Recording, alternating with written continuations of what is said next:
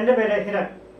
അറിഞ്ഞ കാര്യങ്ങൾ അറിയാത്തവർക്ക് വേണ്ടിയുള്ള യാത്ര, അറിവിൻ്റെ നിറകുടം തേടിയുള്ള യാത്ര, അറിവിൻ്റെ ഇന്ദ്രജാലത്തിലൂടെയുള്ള യാത്ര, അറിവിൻ്റെ ആറാം ഇന്ദ്രിയത്തിലൂടെയുള്ള യാത്ര. എല്ലാവർക്കും നമ്മുടെ ചാനലായ സിക്സ് സെൻസിലേക്ക് സ്വാഗതം.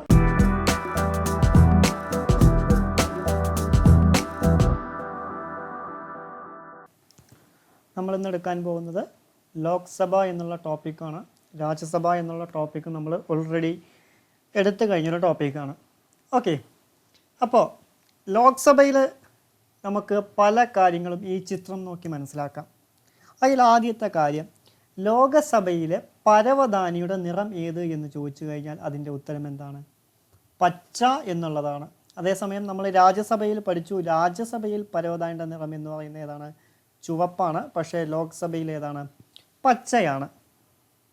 അതുപോലെ തന്നെ ലോക്സഭയിലെ സീറ്റുകൾ ക്രമീകരിച്ചിരിക്കുന്നത് ഏത് ആകൃതിയിൽ എന്ന് ചോദിച്ചു കഴിഞ്ഞാൽ അതിൻ്റെ ഉത്തരം എന്താണ്? കുതിരലാടത്തിൻ്റെ ആകൃതി എന്നുള്ളതാണ്. നമുക്കറിയാം, കുതിരലാടം എന്ന് പറയുന്നതും ഏകദേശം ഈ ഒരു ഷേപ്പാണ്. ആ ഷേപ്പിലാണ് എന്ത് ചെയ്തിരിക്കുന്നത്? ലോകസഭയിലെ സീറ്റുകൾ എന്ത് ചെയ്തിരിക്കുന്നത്? ക്രമീകരിച്ചിരിക്കുന്നത്. അപ്പോൾ ഏത് രീതിയിലാണ് സീറ്റുകൾ ക്രമീകരിച്ചിരിക്കുന്നത് എന്ന് ചോദിച്ചു കഴിഞ്ഞാൽ എന്താണ്? കുതിര ലാടത്തിൻ്റെ ആകൃതിയിലാണ് എന്ത് ചെയ്തിരിക്കുന്നത്? ലോകസഭയിൽ സീറ്റുകൾ ക്രമീകരിച്ചിരിക്കുന്നത്. പക്ഷേ നമ്മൾ കണ്ടു, രാജ്യസഭയിൽ സീറ്റുകൾ ക്രമീകരിച്ചിരിക്കുന്നത് അർദ്ധവൃത്താകൃതിയിലായിരുന്നു. അർദ്ധവൃത്താകൃതിയിൽ. പക്ഷേ ലോകസഭയിൽ എന്താണ്? കുതിരലാടത്തിൻ്റെ ആകൃതിയിലാണ്. അതുപോലെ തന്നെ രാജ്യസഭയെ നമ്മൾ പറഞ്ഞത് അപ്പർ ഹൗസ് എന്നാണ്. അപ്പോൾ ലോകസഭ എന്നുള്ളത് എന്താണ്? തീർച്ചയായിട്ടും ലോവർ ഹൗസാണ്. ലോവർ ഹൗസാണ് എന്ത് എന്ന് പറയുന്നത്? ലോകസഭ എന്ന് പറയുന്നത്. അപ്പർ ഹൗസ് എന്ന് പറയുന്നത് ഏതാണ്? രാജ്യസഭയാണ്. ഓക്കെ, ഇനി ആർട്ടിക്കിൾ 81 പ്രകാരമാണ് എന്ത് ചെയ്തിരിക്കുന്നത്? ലോകസഭ രൂപീകരിച്ചിരിക്കുന്നത്. ഇന്ത്യൻ കോൺസ്റ്റിറ്റ്യൂഷനിലെ, ഇന്ത്യൻ ഭരണഘടനയിലെ ആർട്ടിക്കിൾ 81 പ്രകാരമാണ് എന്ത് ചെയ്തിരിക്കുന്നത്? ലോകസഭ രൂപീകരിച്ചിരിക്കുന്നത്. 1952 ഏപ്രിൽ 17 ലോകസഭ നിലവിൽ വന്നത്. നിലവിൽ വന്നത് എന്നാണ്? 1952 ഏപ്രിൽ 17. അതുപോലെ തന്നെ ലോകസഭയുടെ പ്രഥമ സമ്മേളനം നടന്നത് എന്ന് ചോദിച്ചു കഴിഞ്ഞാൽ അതിൻ്റെ ഉത്തരം എന്താണ്? 1952 മെയ് 13. അപ്പോൾ 52 ഏപ്രിൽ 17 നിലവിൽ വരികയും 1952 മെയ് 13 പ്രഥമ സമ്മേളനം നടക്കുകയും ചെയ്തു. ലോകസഭ ആദ്യം അറിയപ്പെട്ടിരുന്നത് ഹൗസ് ഓഫ് ദ പീപ്പിൾ എന്നായിരുന്നു. എന്താണ്? House of the people. ഈ പേര് മാറ്റി ലോകസഭ എന്ന പേര് കടമെടുത്തത്, അല്ലെങ്കിൽ ലോകസഭ എന്ന ഹിന്ദി പേര് എന്താണ് സ്വീകരിച്ചതെന്ന് എന്ന് ചോദിച്ചു കഴിഞ്ഞാൽ അതിൻ്റെ ഉത്തരം 1954 മെയ് 14 എന്നാണ്.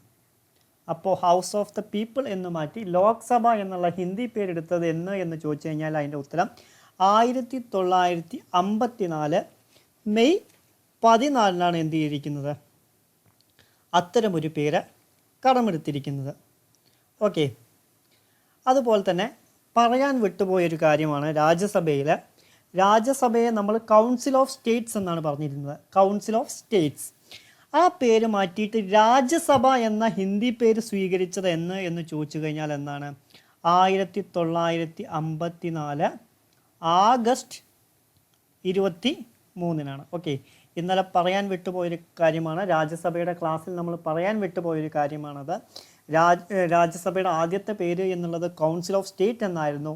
അത് മാറ്റിയിട്ട് രാജ്യസഭ എന്ന ഹിന്ദി പേര് സ്വീകരിച്ചത് 1954 ആഗസ്റ്റ് 23. അതുപോലെ ലോകസഭയുടെ പരമാവധി അംഗസംഖ്യ എന്ന് പറയുന്നത് എത്രയാണ്?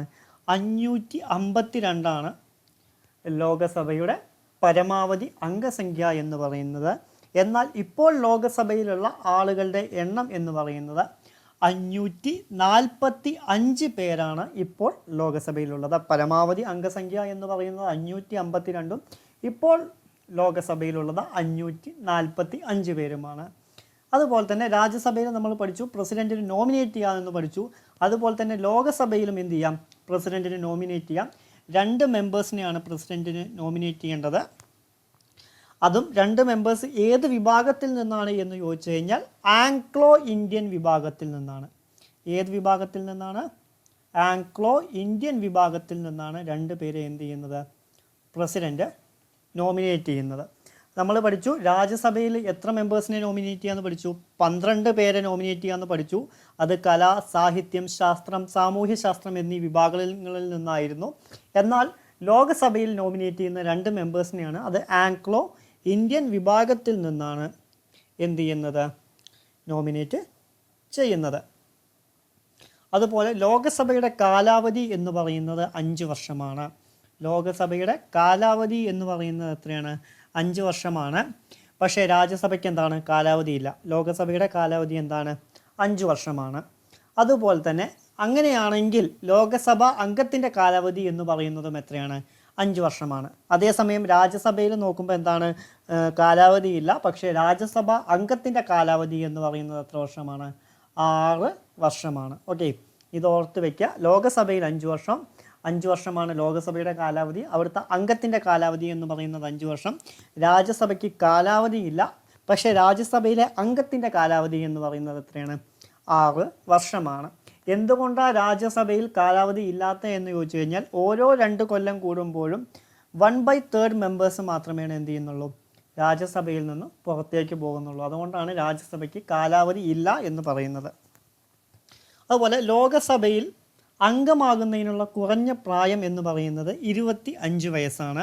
അതുപോലെ നേരിട്ടുള്ള തിരഞ്ഞെടുപ്പ് വഴിയാണ്, അല്ലെങ്കിൽ ജനങ്ങൾ നേരിട്ടിട്ടാണ് എന്ത് ചെയ്യുന്നത്, ലോകസഭ അംഗങ്ങളെ തിരഞ്ഞെടുക്കുന്നത്. അതുകൊണ്ട് തന്നെ നമുക്കതിനെ ഡയറക്റ്റ് ഇലക്ഷൻ എന്ന് വിളിക്കാം. അതുപോലെ തന്നെ ലോകസഭ സമ്മേളനങ്ങൾ വിളിച്ചു കൂട്ടുന്ന വ്യക്തി ആരാണ്? പ്രസിഡൻ്റാണ് ലോകസഭ സമ്മേളനങ്ങൾ വിളിച്ചു കൂട്ടുന്നത്. ലോകസഭയിൽ അല്ലെങ്കിൽ ലോകസഭയിൽ ഏറ്റവും കൂടുതൽ അംഗങ്ങളുള്ള സംസ്ഥാനം ഏത് എന്ന് ചോദിച്ചു കഴിഞ്ഞാൽ അത് ഉത്തർപ്രദേശാണ്, അഥവാ UP. 80 ആൾക്കാരാണ് ഇവിടെ നിന്നുള്ളത്, UPയിൽ നിന്നുള്ളത്.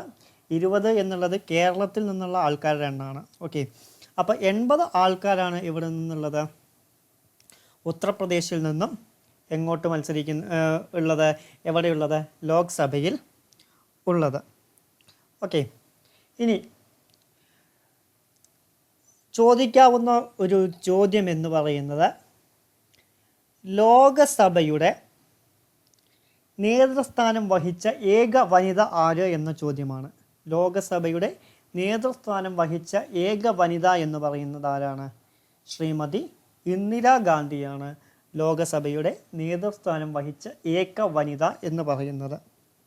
അതുപോലെ തന്നെ ലോകസഭയിലേക്ക് എതിരില്ലാതെ തിരഞ്ഞെടുക്കപ്പെട്ട ആദ്യ വനിത എന്ന് പറയുന്നത് ഡിബിൾ യാദവാണ്. അതായത് 2012 ഉത്തർപ്രദേശ് മുഖ്യമന്ത്രിയായിരുന്ന അഖിലേഷ് യാദവിൻ്റെ ഭാര്യ അല്ലെങ്കിൽ പത്നിയാണ് ആര് എന്ന് പറയുന്നത്? ഡിബിൾ യാദവ് എന്ന് പറയുന്നത്. ഇനി മറ്റ് ചില കാര്യങ്ങൾ നോക്കാം. ലോകസഭയുടെ അധ്യക്ഷൻ എന്ന് പറയുന്നത് ആരാണ്? സ്പീക്കറാണ് ലോകസഭയുടെ അധ്യക്ഷൻ എന്ന് പറയുന്നത്. അതുപോലെ തന്നെ ലോകസഭ അല്ലെങ്കിൽ ലോകസഭ സ്പീക്കറെ തിരഞ്ഞെടുക്കുന്നതിനുള്ള സമ്മേളനത്തിൽ അധ്യക്ഷത വഹിക്കുന്നത് ആര് എന്ന് ചോദിച്ചു കഴിഞ്ഞാൽ അദ്ദേഹത്തെ വിളിക്കുന്ന പേരാണ് പ്രോട്ടം സ്പീക്കർ. എന്താണ് പ്രോട്ടം സ്പീക്കർ എന്ന് ചോദിച്ചു കഴിഞ്ഞാൽ ഒരു പൊതു തെരഞ്ഞെടുപ്പിന് ശേഷം ആദ്യമായി സഭ സമ്മേളിക്കുമ്പോൾ സഭയിലെ ഏറ്റവും മുതിർന്ന അംഗത്തെ പ്രോട്ടം സ്പീക്കറായിട്ട് ആര് പറയും? രാഷ്ട്രപതി നിയമിക്കുകയാണ് ഒരു തെരഞ്ഞെടുപ്പിന് ശേഷം. അങ്ങനെ പുതിയ അംഗങ്ങൾ സത്യപ്രതിജ്ഞ ചെയ്യുന്നതിനുള്ള അല്ലെങ്കിൽ പുതിയതായി ഇലക്ഷൻ കഴിഞ്ഞ് വന്ന പുതിയ അംഗങ്ങളെല്ലാം സത്യപ്രതിജ്ഞ ചെയ്യുന്നതിനുള്ള സമ്മേളനങ്ങളിലും പുതിയ സ്പീക്കറെ തിരഞ്ഞെടുക്കുന്ന സമ്മേളനങ്ങളിലും എന്ത് ചെയ്യുന്നു? പ്രോട്ടം സ്പീക്കർ എന്ത് ചെയ്യുന്നു? അധ്യക്ഷത വഹിക്കുന്നു. ആ പ്രവർത്തനങ്ങളെല്ലാം ചെയ്തു കഴിഞ്ഞു കഴിഞ്ഞാൽ പിന്നെ എന്തുണ്ട്? ഈ പദവിക്ക് വാലിഡിറ്റി ഇല്ല. ഈ പദവി അതോടുകൂടി തീർന്നു. 17ാം ലോക്സഭയിൽ പ്രോട്ടം സ്പീക്കർ ആയിരുന്ന വ്യക്തി കേരളത്തിൽ നിന്നുള്ള വീരേന്ദ്ര കുമാർ ആയിരുന്നു. ആരാണ്? വീരേന്ദ്ര കുമാർ. ഈ അടുത്തിടെ ആണ് അദ്ദേഹം മരിച്ചത്. കുറച്ചു കാലം മുമ്പാണ് അദ്ദേഹം മരിച്ചത്. ഓക്കെ. അതുപോലെ തന്നെ ലോകസഭാ സ്പീക്കറുടെ തിരഞ്ഞെടുപ്പ് തീയതി തീരുമാനിക്കുന്നത്, ഡേറ്റ് ഓഫ് എലക്ഷൻ തീരുമാനിക്കുന്നത് ആരാണ്? പ്രസിഡൻ്റാണ്. അതുപോലെ തന്നെ ലോക്സഭയുടെ ആദ്യ സ്പീക്കർ എന്ന് പറയുന്നത് GV മാവലങ്കാറാണ്. ലോകസഭയുടെ ആദ്യ വനിതാ സ്പീക്കർ എന്ന് പറയുന്നത് ആരാണ്? മീര കുമാറാണ്. 15ാം ലോക്സഭയിലാണ് മീര കുമാർ എന്തായത്? ആദ്യ വനിതാ സ്പീക്കറായത്. അതുപോലെ തന്നെ ഏറ്റവും കൂടുതൽ കാലം ലോകസഭയിലെ അംഗമായ വനിത എന്ന് പറയുന്നത് സുമിത്ര മഹാജനാണ്, 8 തവണ. ഓക്കെ. അപ്പോൾ ലോകസഭയിൽ ഏറ്റവും കൂടുതൽ കാലം ലോകസഭ അംഗമായ വനിത എന്ന് പറയുന്നത് ആരാണ്? സുമിത്ര മഹാജനാണ്. അതുപോലെ തന്നെ ചോദിക്കാൻ സാധ്യതയുള്ള 2 ചോദ്യങ്ങളാണ്. ഒന്ന്, ഏറ്റവും കൂടുതൽ കാലം ലോകസഭ സ്പീക്കർ ആയിരുന്നത് ആര് എന്ന്. അത് ബൽറാം ജാക്കറാണ് ഏറ്റവും കൂടുതൽ കാലം സ്പീക്കർ ആയിരുന്നത്. ഏറ്റവും കുറഞ്ഞ കാലം ആരാണ് സ്പീക്കർ ആയിരുന്നത് എന്ന് ചോദിച്ചു കഴിഞ്ഞാൽ അത് ബലിറാം ഭഗത്താണ്.